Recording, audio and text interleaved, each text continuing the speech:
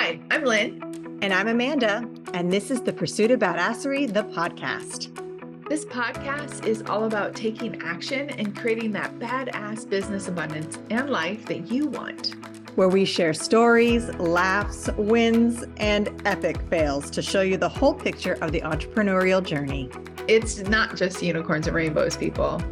Jump on and follow us through this raw and witty roller coaster, where we get down and dirty and go behind the scenes of life and entrepreneurship. Get on it, get over it, and get after it. Hi, I'm Lynn. And I'm Amanda. Welcome to The Pursuit of Badasserie, the podcast. We have another guest today, Katey Fortun. We're super excited to have you on the show today. Thank you so much for having me.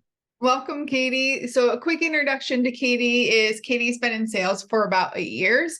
However, she was in interior design prior to that, designing homes, which now comes into play today because she's designing commercial spaces and selling commercial furniture. And she actually sold $3.2 million last year in a small town in the Midwest in Wisconsin, which we were having a little chat about, fellow Midwestern myself. And she loves cold calling, which is... I miss cold calling and door knocking. So we're really stoked to have Katey on today. Welcome. Thank you so much for having me. I'm excited to be here. Excellent. So Katey, tell us what got you started into sales? Because I know you have some stories there.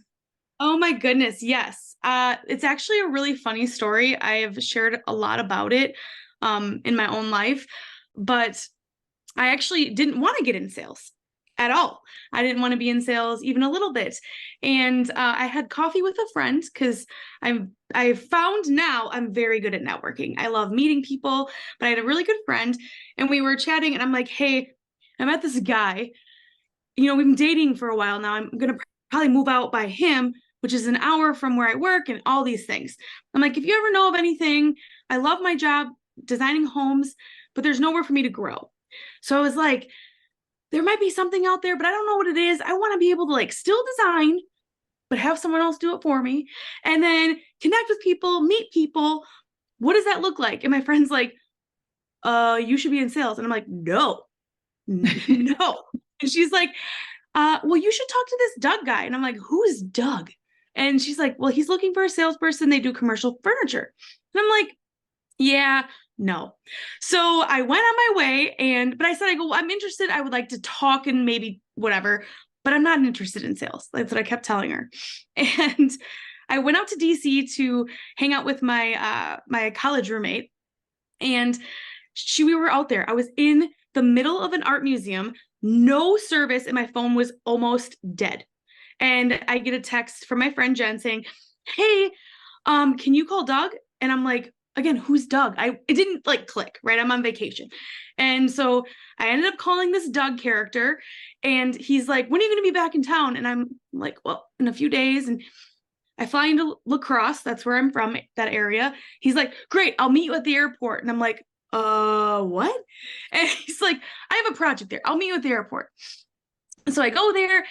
I actually befriend someone on the airplane because I was scared of who is this person? Even though my friend's like, Katey, stop being dramatic. He's a great guy. I've known him forever. And I'm like, yeah, but no. So I befriend this lady from Germany. I don't know why that thought was this would probably be a good thing. She doesn't know anything about where I live, where we live. She's a foreigner. But I'm she could be his accomplice planted. Yeah, you never know. Yeah, right. And so I'm like, but she was my age, and I'm like, girl, watch my back, okay? We'll have some signal. She's like, I got you. And so I get off the plane and I'm looking around and the La Crosse airport is tiny, itty bitty. It's crazy small. So I get off and I'm like, okay, scoping it out. And there's this guy standing in the back, leaning back, salty gray hair, leather coat. And I kind of walk up, I kind of can tell it's him, introduce myself. And he's like, great, let's go grab some coffee. Well, in my head, I'm like, there's no coffee shop in this airport. So here I am walking out of the actual airport with this guy. And I'm texting my friend. I'm like, if I die, this is on you, my friend. This is on you. And she's like, Katey, stop being dramatic. And I'm like, dude, I'm walking out of the airport with this stranger. And again, my parents obviously didn't teach me well enough, stranger danger. But, and by the way, I'm going to put it in here. No one do what I did. Okay. Let's just make that very clear here. Thank goodness that all turned out great. But I walk out, and not only am I walking with this, and he could be my grandpa, by the way, like, let's just put that into perspective. And I walk out and I'm like, oh my gosh, Jen, she just kept saying, seriously, stop. You're being dramatic. I know him. He's great. Just go have coffee with him. So I trusted my friend. I walk up. He is driving a minivan. And I'm like, oh my gosh, this is the end. And I'm like in my early 20s, and I'm like, I had a good 20 years. It's been a good life. I guess if I'm done, I'm done. And so he opens the back door to be a gentleman. There's tools everywhere in the back of his minivan. And it just kept getting worse. And I'm like, oh my gosh, like, I just can't even believe this. We actually go to a coffee shop. We talk for 2 hours.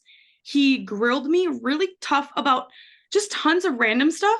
It wasn't an interview. It was just all these things, but we had a really great conversation. At the end of the conversation, he said, the CEO of the company will call you on Monday. And I'm like, okay. He goes, because you're going to come work with me and you're going to be in sales. And I'm like, no. I kept saying, I'm like, no, I'm not. So, because in my head, I'm like, sales, it's commission based. And I have a ton of student loans and I am poor. Like, I can't like just go out of nowhere and not get paid.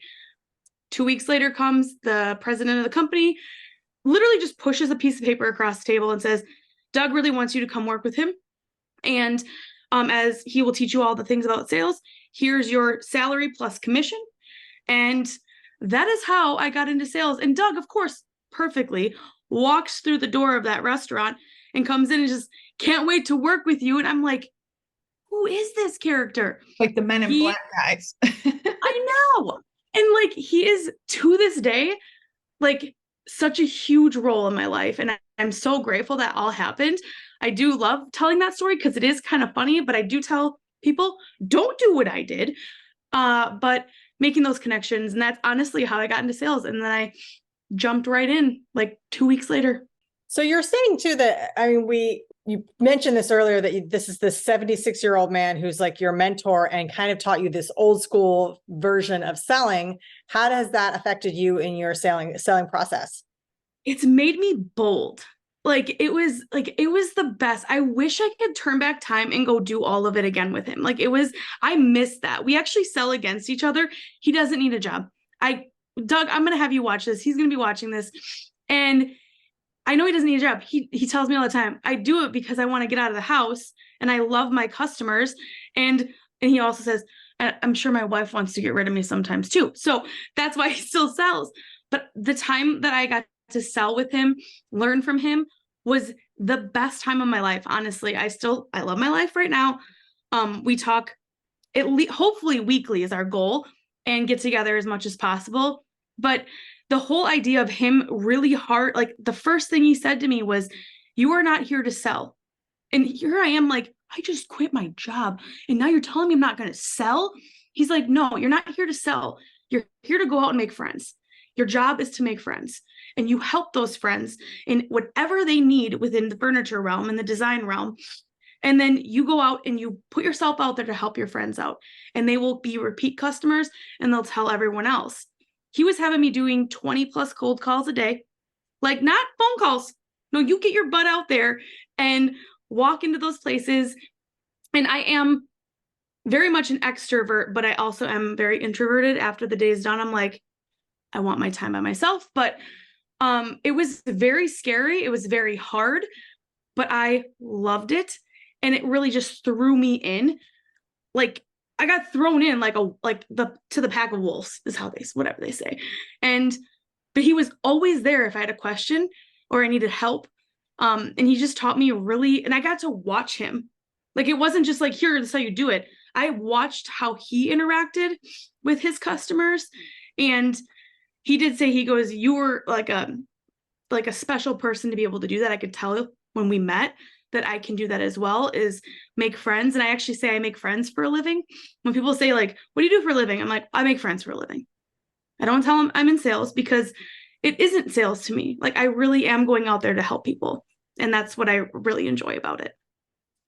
I love that. Amanda and I often talk about like the old school stuff because that's like I do love the old school sales. And I love that you said that it really was about you learning to be bold, right? Because I feel like, and Amanda, I again have this conversation quite often, is there's just this like interesting dynamic and shift, especially since there's so much online, that I feel like people have lost that like boldness. And I know I do sometimes. I'm like, oh, I love sales, but that hesitation of like, because maybe I've been out of it for, a couple of months or whatever. But there's nothing like that door knocking and that relationship building.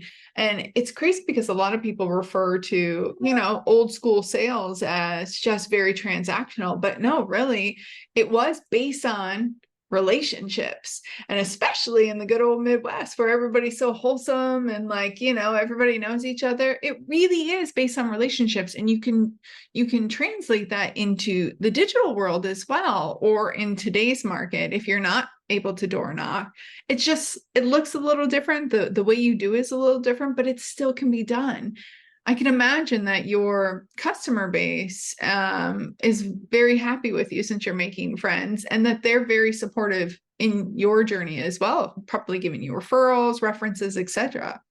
Yeah, I mean, I hope they are. They seem to be happy. They tell me I'm happy. They keep calling me back. Often, actually, it just happened to me a couple of days ago.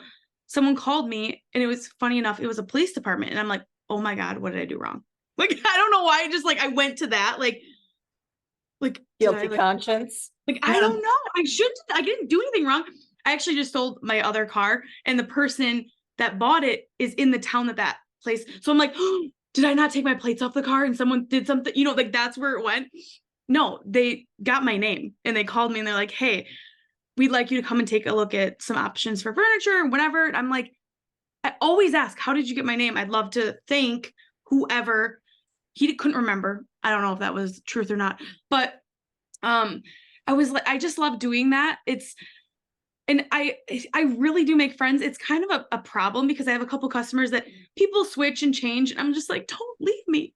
Cause like, I really, really like these people and I'm friends with them past just the like work environment. I have a friend right now and I really call her my friend because we are friends. And we were just talking. We're like, yeah, this work stuff, this is cool. We'll get this all done. But girls trip soon? Should we figure out? And I'm like, yes.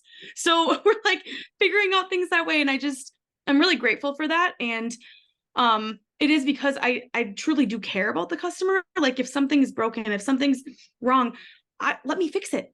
And I have a great team. It's not just me, by the way. I have an amazing team that helps me. That's what's different where I'm working now than when I worked in the same type of sales many years ago.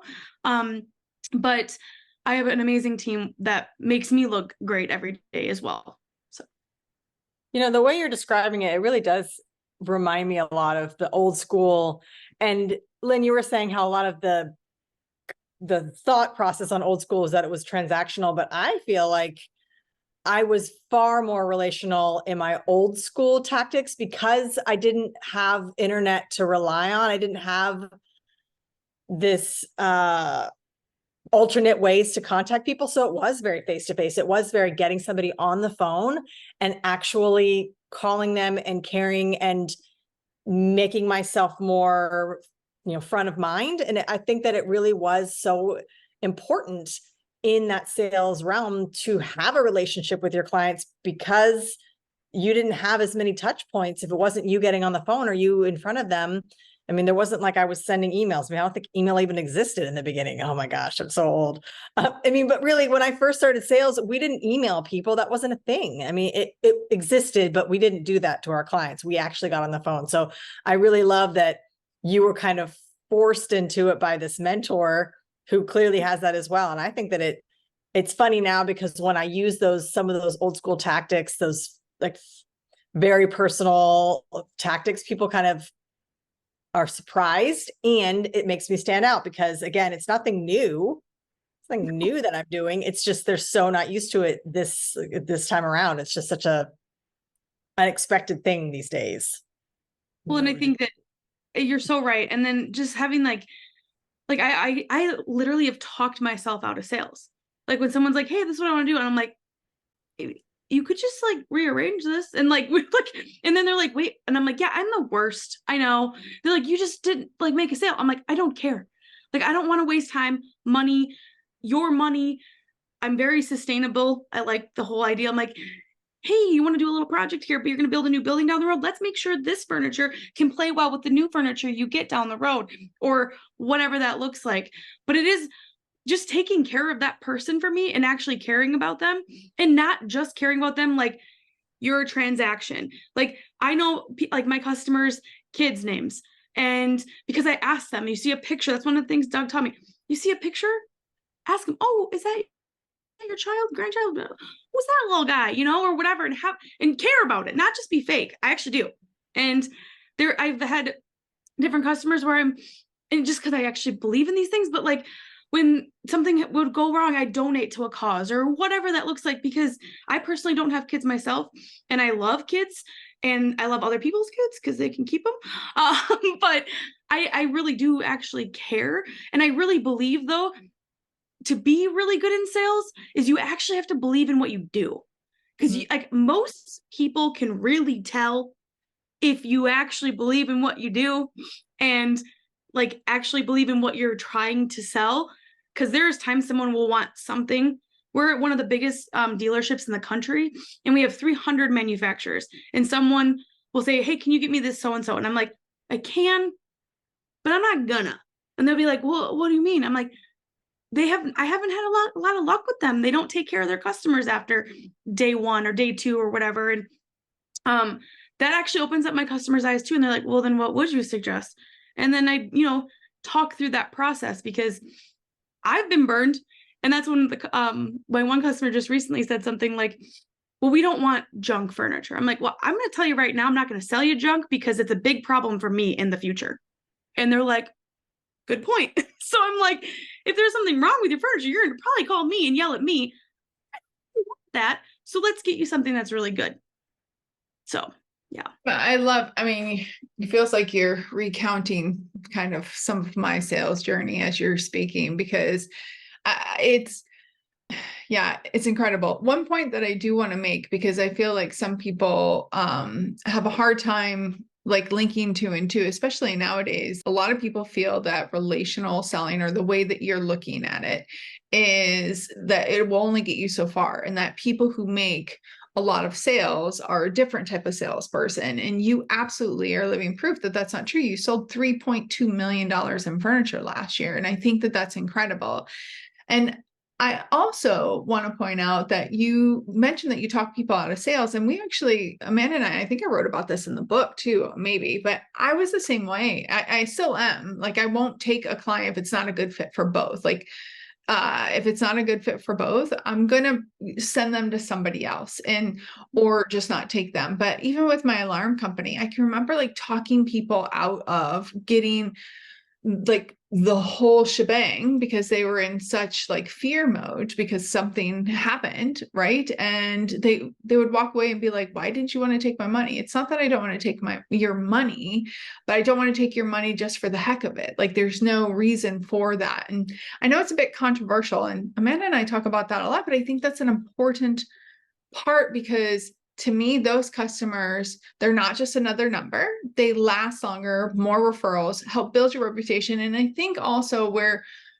this is a bit more enforced or reinforced is being from the Midwest originally, and you being in the Midwest, you're in a small town, your reputation really matters. Like, it's not like you can like hide very easy. However, I definitely get that this is your personality anyway, regardless. So regardless of what city or town you would be in, you would thrive, because you are using some of the most essential, core, fundamental things that really do make a great salesperson. It is a relationship. It is that you're not having to, you probably don't have as extreme feast or famine cycles as other people do, because you are constantly building that relationship. 100%. And this is something that's kind of big in our industry, because we're very project based. And as like someone's putting up a building or someone's remodeling a building, that's a whole project. And so there's a lot of different types of sales, obviously, but this one's very project based. So I have been told, go after the big ones, go after, and I'm like, I will answer the call, email, whatever, even if someone wants one chair. And I've gotten flack for that. And I'm like, what do you mean? Like, that one chair sold me $1 million down the road.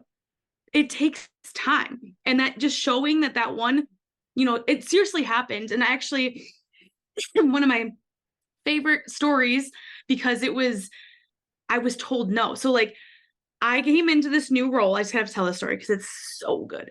So I came into this new role at this new company. I was like a week new. I was told, I said, hey, there's this new project up in my area, which is not an area that this company did a lot in. They actually hired me for me, and then I would grow my area. And so, which is great. I love that idea. It's not like, oh, we have to put people in these different places. So hire for the person. And I was told like, oh, no, this other customer that you want to go after, they're already working with a dealership on this big project. The architecture firm said so. And here's me like behind the scenes being like, okay, cute.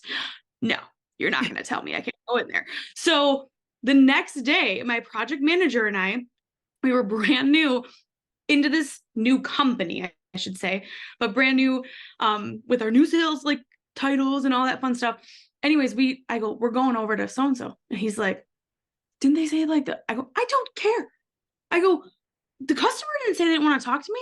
So I'm going to go cold call, which again is my favorite thing in the world. So I drive up to a multi-billion-dollar company. Oh, and I parked in front of a sign that says this parking spot is for something about saving us money. And I'm like, that's me. So I pull right up into this parking spot. And my project manager is like, oh my God, I don't even know what's happening. So we walk inside right in the reception area. And I truly believe other things were like helping me in that time, whatever you believe in, because this is crazy that this person did this. I walk right up to the receptionist, introduce myself, introduce my project manager, tell her what I'm about, and said, I would love to talk to you. I did figure out the person's name because I know people. So I contacted people to figure out the person's name and said, I'm looking for so-and-so. Just want to or I'm looking to hopefully talk to so-and-so. She writes down his name and phone number and gives it to me. And I'm like, no one does this. Like, what is happening? And she's like, yeah, here you go. And I'm like, thanks. So like, I walk back out, I leave our carts. I walk back out and I call the phone number and leave a voicemail. A week later, and I'm like, who knows what happens? Who knows what happens? A week later, I get a call from this person's like right-hand woman. And she's like, she drills me. Who are you? What's this about? Blah, blah, blah. And then here I am telling my little quick story about what we can do, how we can help, that we're local, blah, blah, blah. And then thankfully this is terrible, but like that other dealership made a mistake, like a big mistake on a project. So she calls me up and she goes, you get one shot. And I literally was like jumping for joy in this. I'm like, oh my God. So I call my boss, everyone's boss. They go, we got one shot. We got to go. You got to talk to every manufacturer. And then we had it designed in a couple hours, got everything done, put into place. And that led to over $2.2 million during 2020 from that one thing, from being told, no, don't go in there. So I always like to tell people, students, I did teach for a little bit too, that don't be afraid to ask. You're going to be afraid to ask, but you have nothing to lose, because if you don't ask, whatever you want to do, I don't care what it is. If you do not ask the question, your answer is already no. So if you ask the question, you have a 50-50 shot of yes or no. But if you don't ask, it's already no. You don't have them as a client. You don't have the girlfriend to go on a date with. You don't have whatever. So ask. And that's where that boldness comes of like, the worst they're going to do is say, no, get out, So it's not fun when they do that, but you learn. You just get a little bit bigger shoulders and Brush it off. Yeah, just on to the next. So yeah. I love that. That's exactly what we all the time like to tell our clients, like talk about each other, talk about on the podcast. The answer is always no if you never ask. And that is so important. And it's really hard too when you're starting out in sales to to suck it up a little bit, because you are going to get some no's, and just to recognize it's not you. It's just part of the process. But if you never ask, it's always no, 100% of the time. Yes, I love that. So good. And it's still true. So yeah. Absolutely. So we have two really good nuggets. Well, we have a bunch of nuggets, but two things that I know that you would advise others in their sales kind of journey, or even just plain out in entrepreneurship. Be bold and always ask, right? So just like putting yourself out there.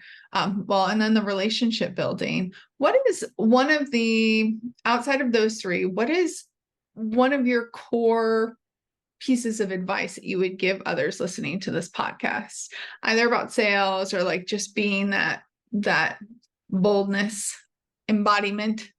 For anyone, you said relationship building. It's one of my favorite things to talk about in networking, because it is so important to do that at any time when you're young, all the way through the rest of your life, is build relationships. I told my students once, and this is a true. I have never technically applied for a job that I've gotten. And they were like, what? And I'm like, I have never applied for a job that I've had. And I had like, at the time, it was like 8 different jobs. I'm only 34. And they're like, what do you mean? I said, it was all through who I know and who knew me. And that's one of the things I love. My mentor, I'm calling him out on this, but his little saying that he said to me, and this is totally him, not me. He said to me, it's not what you know. It's not who you know. It's who knows you. And that can go either way. So getting yourself out there, building those connections, building those relationships will get people to know who you are. Because you could say like, the whole, it's not what you know, it's who you know. Yeah, sure. I can say that I know so-and-so, like some celebrity. No, I don't. They don't know who I am. So I love where he added it's who knows you and your reputation. And I think you were right, Lynn, about where I did grow up and I am at is when your name's out there, everyone knows who you are. And to the effect of like, sometimes you're like, I wish no one did. And so, but in a good, positive way. So building up that, like the relationships you make, the connections, you have no idea where that's going to lead you and where those people will come out in the woodwork later in your life and help you out and make those connections. And again, don't be afraid to ask. So get yourself out there. Like you said, be bold and put yourself out there, because the worst thing they're going to say is nah, or they're going to be like, oh, she was a little bold. Yeah, I am. So live who you are, learn who you are, and get out there and be the best you can be. Keep learning. I love that. But I think, there's a couple of things in that you mentioned is like, one thing I'd like to tell the audience is there's a difference about, and I actually just wrote a post about this, like being bold from a place of confidence, even the fake it till you make it confidence, and the arrogance. And really make sure that you're seated on the side of like, and it sounds like you very much are in service and like, because you do like to make friends and you're a great storyteller, which I think is another aspect to selling, that because you're such a great storyteller, that's actually a skill set that people can learn that will help, because stories sell, words tell type of thing. But making sure that people are showing up in integrity. And I know that's kind of a bastardized word, but in the confident side and the open side to hear feedback, to be receptive, and not from an arrogant side. And I think that that's a really important, probably a little nugget here, because yeah, I love that you have like that wholesome old school sales mentality that I actually miss so much. It's interesting being in a foreign city. I have to do things slightly different here just because of the environment, but that doesn't mean that the relationship building goes away. It just changes a little bit in the way that I have to do it, but I'm still staying in the authenticity of who I am and like that core, like from confidence, not from arrogance. So I totally agree about the confidence and not arrogance thing, but I think like hopefully to not be arrogant is that you know who you really are and you just keep living with it, like who you are. And then in that service will hopefully help you not become that arrogant side. And so, yeah, I do throw off some confidence, people say, but it's more just because sometimes it's a protecting myself kind of thing. Like someone doesn't want to work with me. Fine. Okay. You'll call me later. I pinky promise you will. When something goes wrong, but also I have other people that actually want to work with me. So I try to turn that as like more of a protector of like me not beating myself up when this person didn't like you or whatever. And that goes for anything, not just sales. So you got to find your right tribe and everything like that too. But knowing who you really are and building up and actually caring what you're doing and believing in what you're doing will hopefully help not push towards that more arrogant side and just that straight confidence in people really liking what you're providing for them, I guess. All right. Well, we are already coming to the end. Do you have any last pieces, like nuggets or advice for our audience? If you want to learn something, like if you're really interested in like, oh, what I like, everyone says to me, I could never do sales. And I said, first of all, every single person sells every single day. Like a child that wants candy bar is going to sell to their parents to get that candy bar. They're going to like sell that idea. Well, I need that candy bar. And like whatever you're doing, you want this for this, everyone does sell. And that's where I turn it into like, I'm not selling, I'm making friends and putting that out there. But if you want to learn about something new or try something new and you have no idea where to start other than Google, go research who else does it and see if you can connect with them. Start building those relationships early on. It doesn't matter.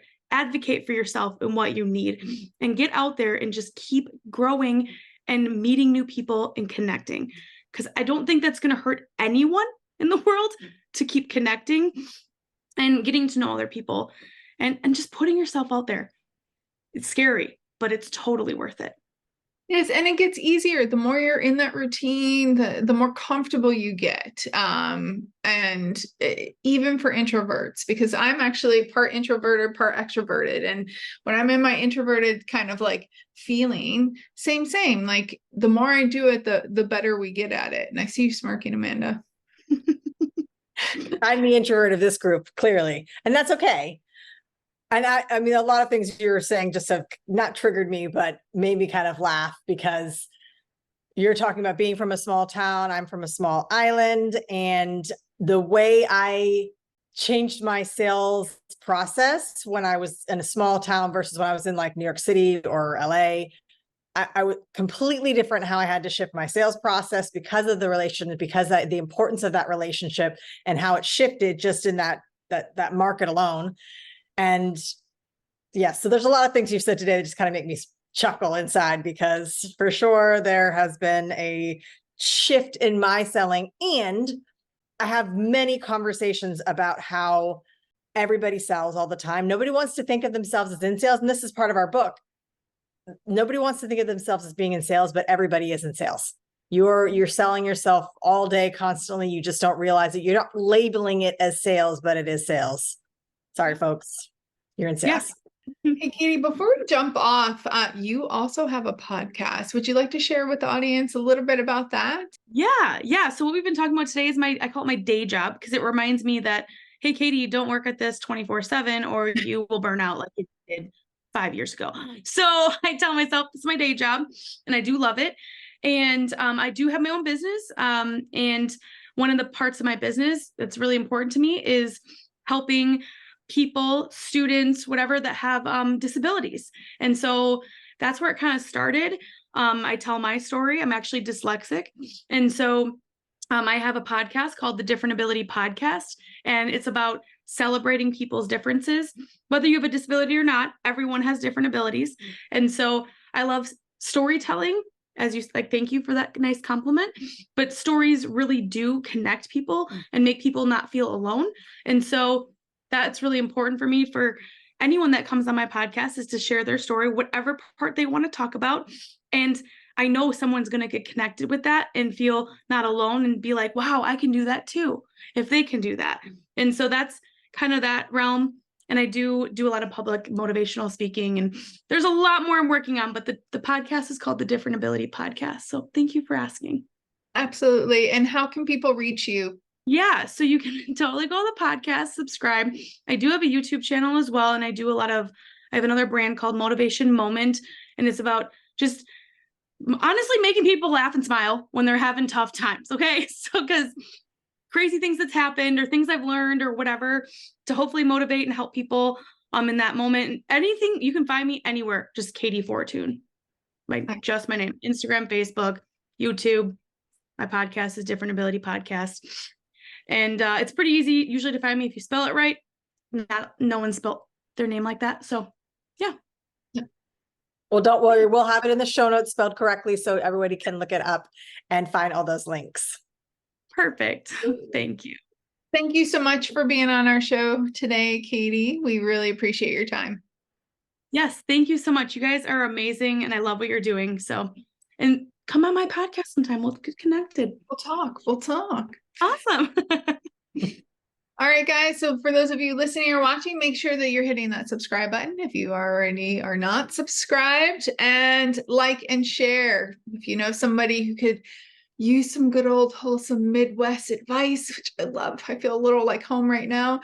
Go ahead and share it with your people, and definitely leave us a review. And until next time, Get after it. All right, everyone. It's not enough to just listen. Now you've got to put it into action. We are so excited to see what you do next. If you enjoyed our show, please leave us a review on iTunes. And to find out more about what we're doing, visit us at thepursuitofbadasserie.com.